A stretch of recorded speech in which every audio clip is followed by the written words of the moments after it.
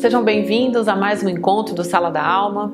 Nós estamos aqui para mais um dia de estudo sobre a nossa alma. Estamos aqui com a pastora Márcia. Oi, pastora, tudo bem? Tudo. Então tá bom. Hoje nós temos um tema interessante aqui. Você já deve ter visto aí a hora que você abriu o estudo de hoje, Jogos Mortais. Eu já estou curiosa aqui, pastora, para ouvir essa aula de hoje e... que bom que você está aí. Muito obrigada pelos seus comentários. A gente fica feliz em saber que todos esses estudos têm dado um norte para vocês. Essa é a intenção, que cada um de nós possamos saber o caminho correto a seguir na construção aí da nossa alma. Se você não viu os outros episódios, estão todos disponíveis nas nossas redes sociais, Igreja Caminho da Verdade. Nós estamos no YouTube, no Facebook e no Instagram. Então vamos lá, pastora, para esse tema interessante, Jogos Mortais? Vamos, moça.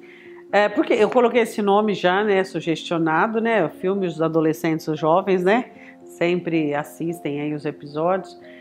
E eu quis falar Jogos Mortais porque realmente é um jogo que mata. Mata tanto o indivíduo que pratica quanto a sociedade que o cerca, tanto as pessoas que o cercam. Por que eu falo de jogos mortais? Porque nós percebemos que desde que o ser humano se entendeu como bem e mal, ele começa a fazer jogos, né? Ele começa a trabalhar com jogos. A fuga da realidade, da verdade, é uma das coisas mais presentes na vida do ser humano. O ser humano, ele foge de toda a realidade, de toda a verdade. E eu quero falar sobre isso, né?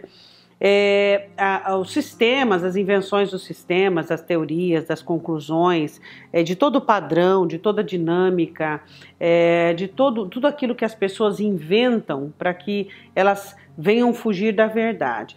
E eu quis usar um exemplo bíblico, né, que é uma das pessoas que mais fugiu da verdade na Bíblia, que foi o rei Saul. Uma coisa muito interessante são verdades, verdades que se separam, sincidas. Uma coisa muito interessante é que existem pessoas que elas assumem uma porção da verdade como que se fosse um todo. Né? Então ela pega uma porção da verdade, mesmo que essa porção seja uma porção modificada por ela, e ela assume isso como se fosse um todo. Então nós vamos basear na escritura. Então eu quero ler com vocês 1 Samuel capítulo 10. O que eu falo sobre o primeiro jogo? Eu falo sobre escondendo-se atrás das bagagens. Não é muito incomum você enxergar e vir pessoas que são servilistas, pessoas que atribuem a si mesmo julgos e fardos, pesos, obrigações próprias, alheias, maximizam situações com um objetivo. Isso é um jogo que a pessoa faz. Então vamos analisar. Toda pessoa que ela se trage de uma insegurança, ela tem dentro de si uma insegurança com respeito à exposição, com respeito a ela mesma, e ela não consegue enfrentar essa insegurança de alguma maneira, ela precisa atribuir a si mesmo julgos, fardos, pesos e bagagens para que ela possa se sentir no direito de estar no meio de uma sociedade. Existe um sentimento dentro das pessoas que é o sentimento da ausência do direito de viver. Existem algumas pessoas que sofreram tanto na infância de privações, tanto na adolescência, privações em todos os sentidos. Eu não falo apenas de alimento, de condição física, mas emocional e espiritual, e que elas não tiveram a oportunidade de acreditarem, de conhecerem, que elas criam dentro de si uma dinâmica onde elas não se sentem no direito de viver, no direito de estar, no direito de participar, no direito de ter, de possuir. Essas pessoas desenvolvem um jogo que atribui a si pesos, cargas, bagagens indevidas para que elas possam, por meio desse sofrimento autoimposto, elas possam ter esse direito. Então elas usufruem do direito de viver, do direito de participar, desde que elas carreguem fardos, pesos das outras pessoas e das situações. Em 1 Samuel capítulo 10, quando Samuel vai ungir e apresentar Saul diante da sociedade israelita, a Bíblia diz assim, e fazendo-se chegar à tribo de Benjamim, versículo 21, pelas suas famílias, tomou-se a família de Matre, e dela se tomou Saul, filho de Quis, e o buscaram, porém não se achou. Então tornaram a perguntar ao Senhor se aquele homem ainda viria ali. E disse o Senhor, eis que se escondeu entre a bagagem. Então, que tipo de jogo é esse? Então vamos falar sobre Saul. Por que Saul se escondeu sobre a bagagem? Por timidez? Por medo? Por insegurança? Por tudo isso. Mas qual era o mecanismo que ele tinha dentro de si? A ausência da coragem, a ausência da condição de se apresentar diante do povo, se achando indigno, se achando não merecedor, não tendo fé para acreditar na escolha, não tendo fé para acreditar naquilo que estava acontecendo com ele.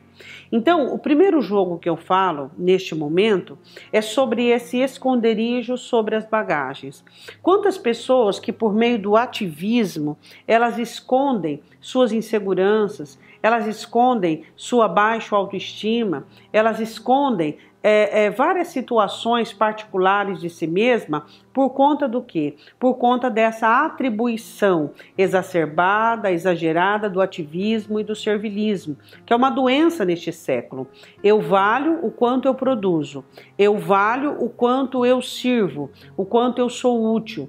Então esse conceito, ele tem ultrapassado os limites dos conceitos e se tornado uma cultura social e até mesmo em alguns meios até uma religião, onde as pessoas elas ficam totalmente cegas e elas não conseguem ponderar sobre o jogo de esconder-se atrás da bagagem.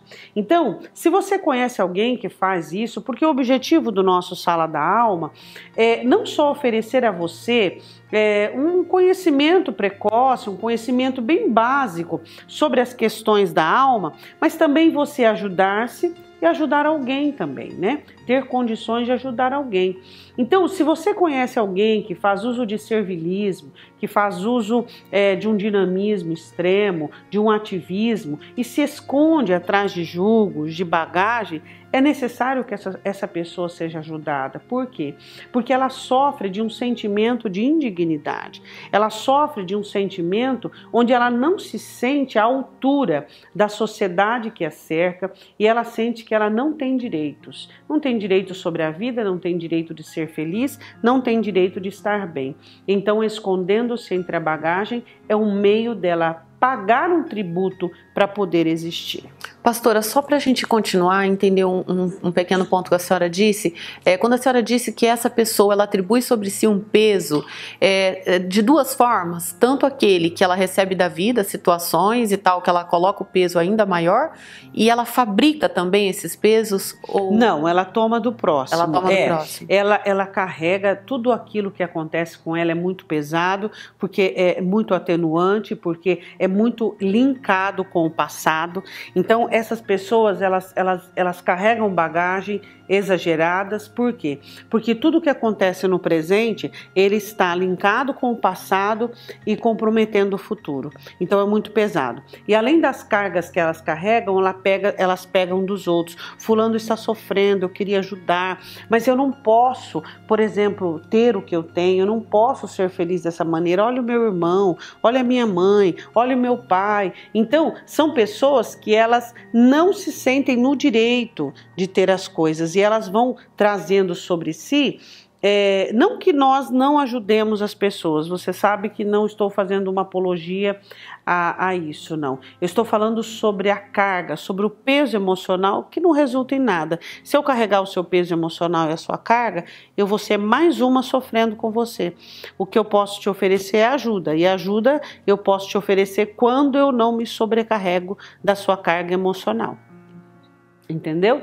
Então, são pessoas que trazem cargas emocionais sobre si e elas se abatem ainda mais. O segundo jogo que eu quero falar é sobre o jogo que as pessoas cometem, tudo isso em Saul. As pessoas fazem o seguinte, não é incomum, Muzi, as pessoas elas terem um comportamento agressivo, um posicionamento imperioso, uma face fechada, um comportamento de pouca conversa para adquirir respeito. As pessoas elas criam uma separação entre elas e a sociedade que vive, a família. E essa separação é para que as pessoas que estão ao redor dela possam ter aquele suposto respeito. Então, são pessoas que não demonstram sentimentos, são pessoas que não se dão a carinho, a atenção, a diálogo, são pessoas que são incisivas em suas ordens. Qual o objetivo?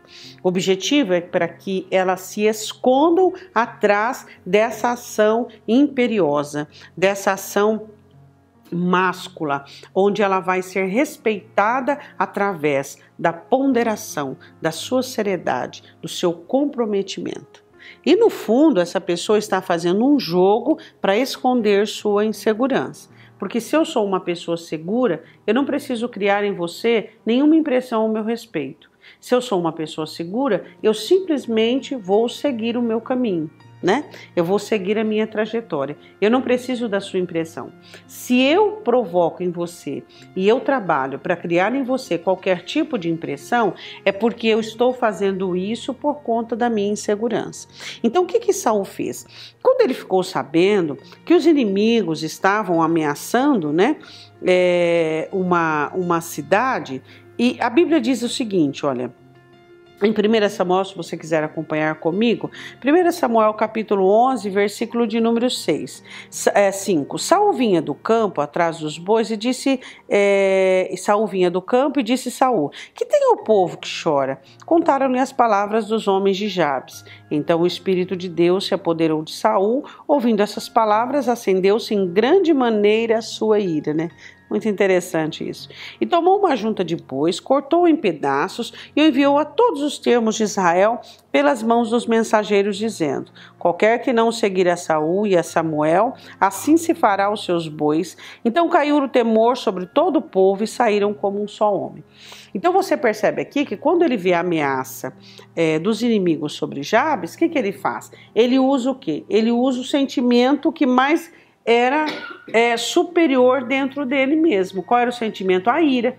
Então, não surgiu dentro dele uma autoridade, não surgiu dentro dele uma situação assim de autoridade mesmo sobre o povo, de segurança. Surgiu dentro dele o quê? Surgiu dentro dele a ira, a fúria. Então ele quis impor que o povo pudesse segui-lo, que o povo pudesse batalhar, que o povo pudesse fazer aquela guerra por meio de uma ameaça.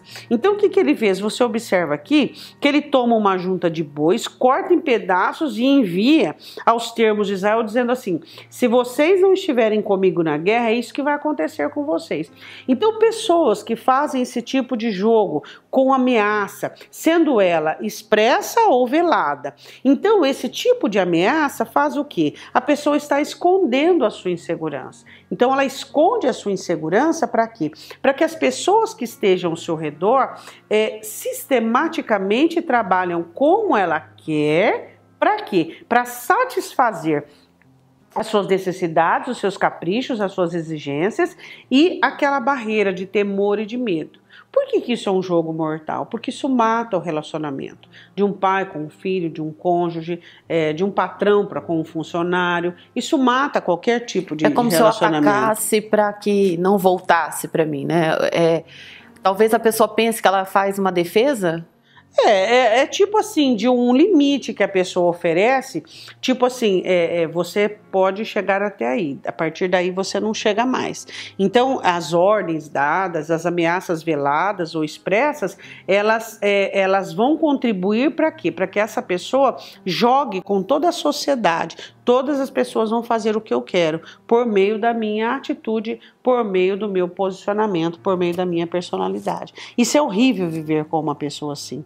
né? Uma pessoa que ela não demonstra sensibilidade, ela não demonstra fraqueza, ela não demonstra o seu sistema natural mesmo, né? Tudo que ela demonstra é aquela imperiosidade, aquela situação austera, aquela situação fria, e para que as pessoas possam fazer aquilo que ela quer.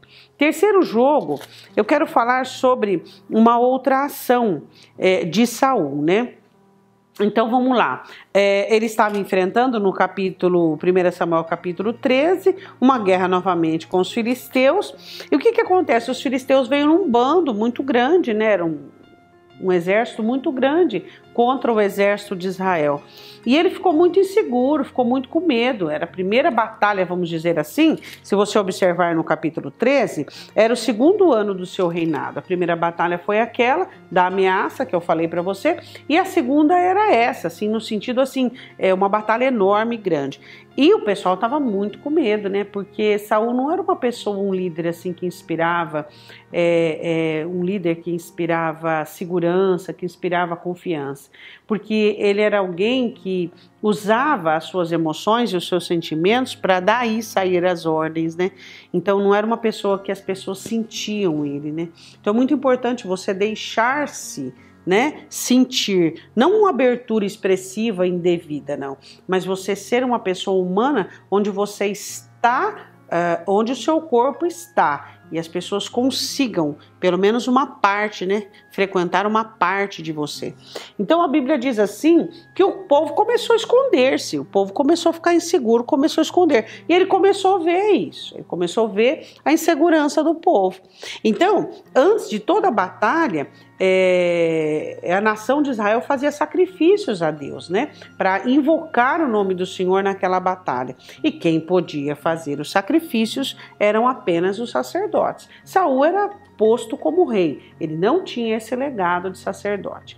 Então vamos lá, quais são os jogos, esses terceiros jogos que as pessoas fazem? Eu quero falar de pessoas que por meio da sua insegurança, elas ultrapassam limites. Elas usam indevidamente os recursos que elas têm para poder suprir as faltas. Então, por exemplo, elas não conseguem analisar as suas falhas e as suas faltas e as suas inseguranças de uma maneira isolada.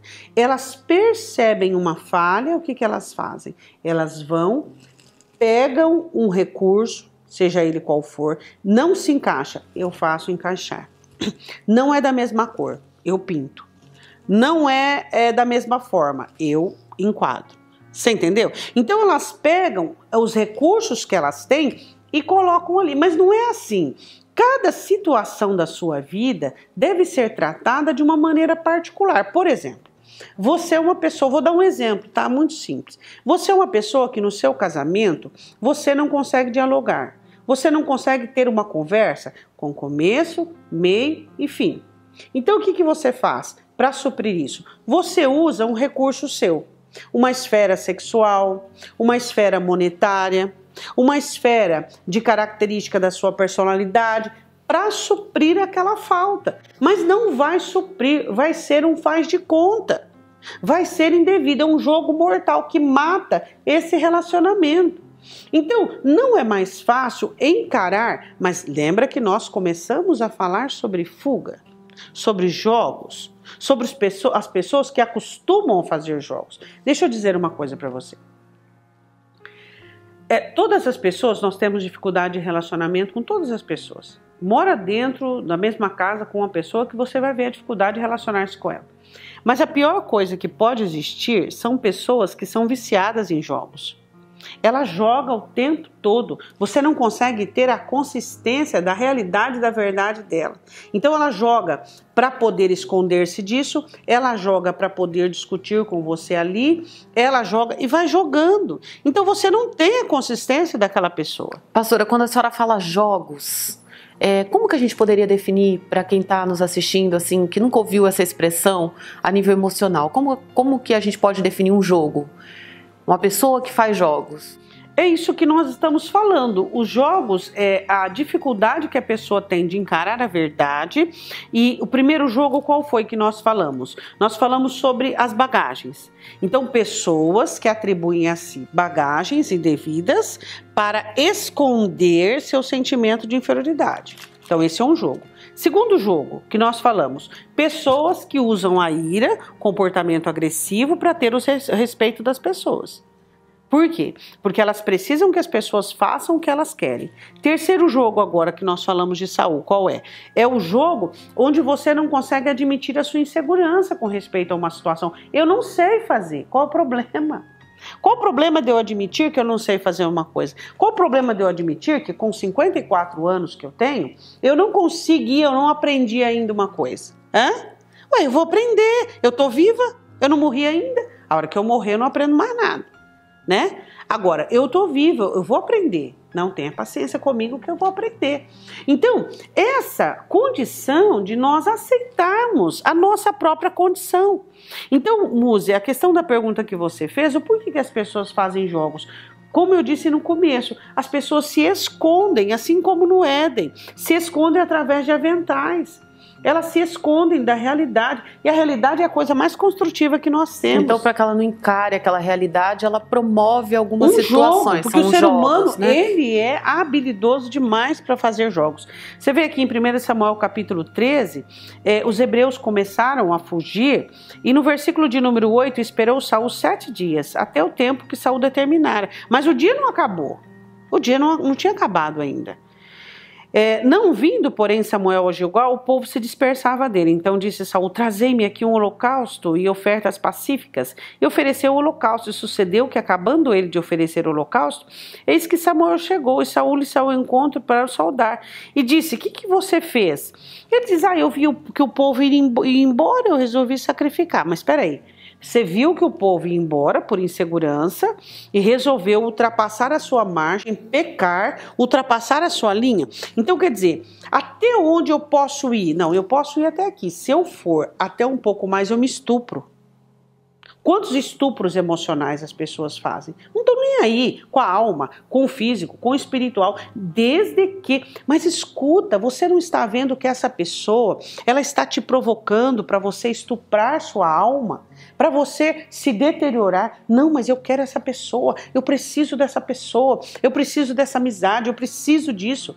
Mas espera aí, você está se definhando, está causando um estupro emocional em você mesmo. Não estou nem aí, desde que eu consiga o que eu queira. Até mesmo nos relacionamentos, aqueles que a gente tem familiares, né, pastora? Porque às vezes, como a senhora disse, eu posso deixar essa pessoa ir, um amigo, alguém que a gente se relaciona no trabalho. Mas isso dentro de uma família também há limitações, né, pastora? Há limitações, por quê? Porque você não pode exigir de mim aquilo que vai me destruir. O que eu posso fazer para salvar o nosso relacionamento e viver bem? Aquilo que eu faço em nome...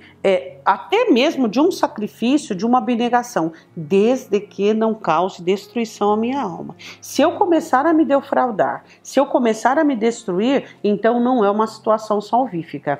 Você, por meio das suas neuras, da sua miséria, está me destruindo. Então não é uma situação salutar. Então, o que eu falo sobre o terceiro jogo? É onde você sai do seu contexto, você sai dos seus recursos, você usa os seus recursos indevidamente para tapar uma situação. Não, aceite as situações, entenda, dedique-se a elas. Eu não sei dialogar no meu relacionamento, vou aprender. Vou começar, vou engatinhar, mas não faça. O que ele fez? Ele resolveu sacrificar para que o povo visse nele uma pessoa empoderada, uma pessoa que tivesse uma liderança, e pecou. Não, se eu não tenho, eu não tenho. Assuma as suas debilidades, isso é nobre. Assuma as suas características, até mesmo se você quer chamar de seus defeitos, assuma.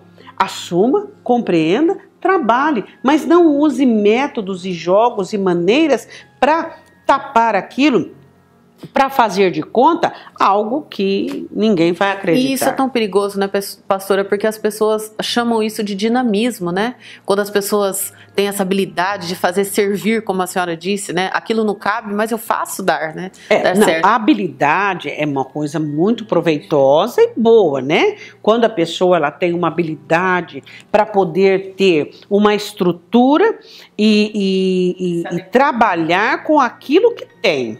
Tá, eu vou resolver um problema, então eu vou trabalhar com aquilo que eu tenho. Essa habilidade de usufruir e usar adequadamente os recursos que possui é uma coisa. Agora, você não admitir a situação e usar meios para suprir isso é indevido. Agora, o quarto jogo que eu quero falar é uma coisa muito interessante entre os crentes, né? Eu quero falar sobre o voto de Saul. Saul estava em uma batalha do qual Jonatas havia tido um êxito, né? Ele havia tido um êxito e interessante que eu quero falar no capítulo 14, versículo de número 24. Ele queria vencer por toda a lei, por todo mundo quer vencer, né? Então o que ele faz? Ele causa uma maximização, um exagero. Então ele diz assim, estavam os homens de Israel... 1 Samuel 14, 24, já exaustos naquele dia, porquanto Saul conjurou o povo dizendo, maldito o homem que comer pão até a tarde, antes que me vingue de meus inimigos, por isso todo o povo se absteve de provar pão. Você já viu que coisa mais insana é uma pessoa proibir um exército de se alimentar numa guerra? Tem coisa mais insana do que isso? Mas ele fez isso por causa de um abuso religioso. Então ele diz, eu vou fazer um voto, uma conjuração diante de Deus, eu faço esse voto diante de Deus, e então Deus vai partir mais para o meu lado. Então ele pensa ali, né? Ai, que pessoa espiritual, ai, que pessoa religiosa, né? Então qual é o jogo que eu quero falar? O jogo do legalismo. Quantos crentes legalistas, quantos cristãos legalistas, quantas pessoas que são exageradas, que julgam, que promovem conceitos, conclusões sobre as pessoas, pessoas que, toda pessoa muito legalista, você fica de olho aberto, por quê? Porque ela esconde alguma coisa. Quando o seu defeito, para mim, é muito escabroso, muito elevado, é muito maximizado, e eu falo muito sobre isso, alguma coisa tem. Por quê? Porque todo ser humano normal, todo cristão normal, que trabalha a sua vida, que sacrifica e que coloca o seu coração diante de Deus, quando ele vai olhar para uma pessoa, ele olha para uma pessoa com misericórdia ou com uma certa indiferença no sentido assim, de não dar pérola aos porcos. Se for uma situação em que é Deus e a pessoa, ele não se intromete. Para ele, já saiu de perto dele, tá bom, Deus tirou, tá bom. Agora, quando uma pessoa, ela exagera, o que eu falo desse quarto tipo de jogo? Onde as pessoas, elas maximizam demais os defeitos dos outros. Elas exageram demais tudo, sabe? Exageram tudo aquilo que vai fazer, é enorme. Então, se ela orou, aquela oração é superior. Se ela falou aquilo, se ela fez um estudo, se ela leu um livro, se ela descobriu uma coisa, aquilo é superior. Isso não é normal. Por que é um jogo? Porque você está escondendo atrás dessa sua caracterização, dessa sua performance, uma fraqueza. E fraqueza não se pode esconder. Então ele precisava vencer a guerra. Tá, tudo bem. Necessidade de vitória, as pessoas têm. E aí o que ele faz? Ele impede o povo para comer. Isso aqui deu coisa muito ruim aqui, né? O povo até comia carne crua e sangue. Por quê? Por causa da fome. Então, o Jonatas quase morre. Se o povo não salva Jonatas aqui, morre. Jonatas que foi o responsável pelo começo desse êxito. Então você percebe que pessoas que elas ficam meio insanas por conta do exagero. O que é o jogo do exagero? Tudo que você exagera se torna o quê? Se torna uma neurose. Então tudo que você exagera, sua santidade exagera, sua religião exagera, seu conhecimento exagera, a vida do outro exagera. Então é um jogo onde você quer esconder sua fraqueza. Tá? Então eu quero falar agora sobre o quinto jogo. Alguma pergunta, Múcia? Não, até aqui a gente já tá. Temos bastante material aqui, né, pastora? Nós já estamos terminando, né?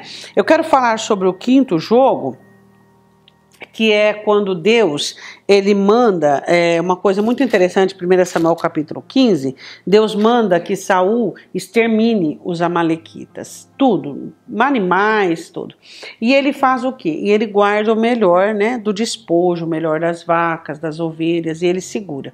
E quando Samuel chega, Samuel diz assim, mas que barulho que eu estou escutando é esse? Aí ele responde assim, no capítulo 15, versículo de número 15, de Amaleque as trouxeram, porque o povo poupou o melhor das vacas, das ovelhas, para oferecer ao Senhor teu Deus. O resto, porém, temos destruído totalmente. Então ele disse para Samuel que ele poupou as ovelhas e as vacas porque ele achou que aquilo seria muito bom para um sacrifício e daria dó desperdiçar tudo aquilo. Então o que acontece? Ele camufla a sua cobiça, ele camufla o seu interesse, a sua mentira, a sua desobediência por conta de uma coisa boa. Então diz, olha como eu fui uma pessoa boa, interesseira, eu segurei o melhor das ovelhas e dos bois para oferecer ao Senhor, eu sou uma pessoa boa, né? E eu quero falar desse jogo, onde as pessoas querem esconder da sociedade, das pessoas que vivem por meio de coisas, por meio de feitos, por meio de compras. Quantas pessoas querem comprar amizade? Deixa eu perguntar uma coisa para você. Realmente uma amizade que você compra é verdadeira? Se não é verdadeira, por que você quer comprar? Essa é a grande questão. Realmente um casamento que você compra é verdadeiro?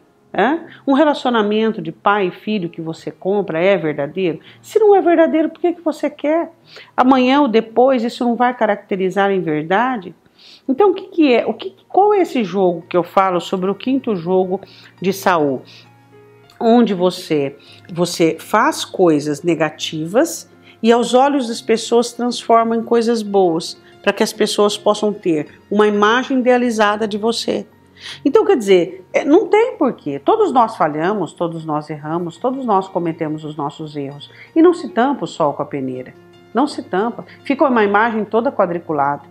Então, o que você precisa entender e compreender, o que eu preciso, o que todos nós precisamos, é que não se compra, não se promove em cima dos erros, não se diz que é bom em cima de uma coisa ruim. Se eu fiz algo ruim, eu fiz, eu errei. Eu também erro, você erra, todos nós erramos. Quem não conjuga o verbo errar? Então, é normal. Agora, eu pegar algo, disfarçar, camuflar, para esconder isso é muito feio, isso é indigno, isso é algo assim que é conhecido na Bíblia como hipocrisia. Isso não é bom, nem para mim, nem para você e nem para ninguém, né? Quantos erros, né? Eu quero falar sobre o último erro de Saul, o último jogo de Saul, que é a inveja. A inveja é uma coisa doentia, né? O que é inveja? De onde nasce a inveja? Eu fico às vezes, sabe assim, com compaixão de pessoas que sentem inveja. Por quê? Porque a pessoa ela não entende o que é inveja. A inveja, ela existe quando inicia-se na insatisfação. Pessoas infelizes, insatisfeitas serão invejosas. Toda pessoa, música, que não tem contentamento vai ter a inveja, porque é um fruto da ingratidão. Não adianta. Se você tem descontentamento, você vai ter inveja. Agora, o contentamento é a maneira de você preservar seu coração. A Bíblia diz em Provérbios que a inveja ela corrói como câncer os ossos. Ela destrói, desfarela os ossos, ou seja, toda a força do corpo. Quando ele olha para Davi, ele fica inseguro, porque ele sabia da ordenança de trocá-lo da parte de Deus e sabia, por sinal, que Davi ia ficar no lugar dele. Agora, por que ele não se aproxima de Davi, não vai ajudar aquele moço, não vai entender que o governo dele vai terminar e que Deus decidiu que Davi ficasse no lugar dele? Mas não, ele queria continuar e preservar para sua família. Não pôde preservar, porque ele foi totalmente desligado do processo de Deus, dos planos de Deus. Então tudo que ele fizesse não ia valer. Agora, qual é o jogo? O jogo da inveja, da competição. Hoje a nossa sociedade, ela insere isso no ser humano, competição. Você não precisa, o próximo sala nós vamos falar sobre isso. Você não precisa de competição. Você precisa ser melhor que você mesmo só, e gradativamente, e devagar, dentro do seu processo. Agora, você não precisa ficar olhando para as pessoas e querer o que as pessoas têm, e cobiçar o que as pessoas têm. Então o que você vai fazer? Você vai fazer jogos indevidos. Quantas pessoas puxam o tapete do outro? Quantas pessoas, por exemplo, vou dar um exemplo para você, né? Eu estou numa firma, numa empresa, e eu tenho inveja daquele ali porque eu sei da capacidade dele, tá? Então eu sei da capacidade dele, então eu tenho medo dele pegar meu lugar. Eu tenho medo dele ficar no meu lugar. O que eu faço? Eu faço de tudo para manchar a imagem dele. Quantas pessoas no trabalho sofrem prejuízo por conta de pessoas que identificam um capaz, identificam uma pessoa habilidosa e já por precaução vai puxar o tapete dele, vai denegri-lo por conta do quê? Por conta da própria insegurança. A sua insegurança você trabalha. Trabalha a sua insegurança. E cada um tem a sua vida, cada um tem a sua história, cada um tem a sua habilidade ou a sua debilidade. E eu não preciso falar mal de você para me sugestionar. Eu não preciso crescer em cima do seu erro, eu não preciso crescer em cima da sua falha. Isso é desumano. Então esse sexto jogo que eu falo, Muzi, é sobre pessoas que elas não conseguem lidar com as próprias fraquezas, as próprias inseguranças, e elas vão perseguir outras pessoas. Isso acontece com marido e mulher, sabia? Tem mulher ou tem marido que ele descaracteriza a outra pessoa para se sentir superior. Elevado, né? Pastor, em todos os jogos a gente vê muito presente a insegurança, né? Desde o começo a senhora falou. A insegurança é a raiz a insegurança e a rejeição é a raiz dos males, né? De grandes males, né? Nós conhecemos a história de Saul e o fim trágico, né, pastora? Na nossa atualidade, esses jogos têm trazido finais trágicos para famílias, para casamentos, famílias, pessoas e assim por diante. Todos esses jogos, né, que nós falamos. Nós temos aqui hoje um bom material para que a gente possa refletir muito. Se você se viu, eu me vi aqui em alguns, se você se viu em alguns jogos, é momento da gente parar, refletir, pensar, analisar a Escritura para que a gente possa ir em busca dessa cura. Nós não precisamos viver assim, não é mesmo? Vamos fazer uma oração, pastora? Vamos. Pai, nós te pedimos, ó Deus, que o Senhor nos ajude a buscarmos a verdade, encararmos a verdade. Ela não é nossa, ela pertence ao Senhor. E que nós possamos eliminar todo e qualquer tipo de jogo que existe dentro de nós. E que possamos encarar toda a verdade, Deus. Ó Deus, ajuda-nos, dai-nos força. Sabemos que é difícil, a verdade é uma das coisas mais difíceis de nós aceitarmos e encararmos, mas é a melhor coisa que temos. Eu te peço, Pai, em nome do Senhor Jesus. Amém. Amém? Deus abençoe você. Até o próximo Sala da Alma.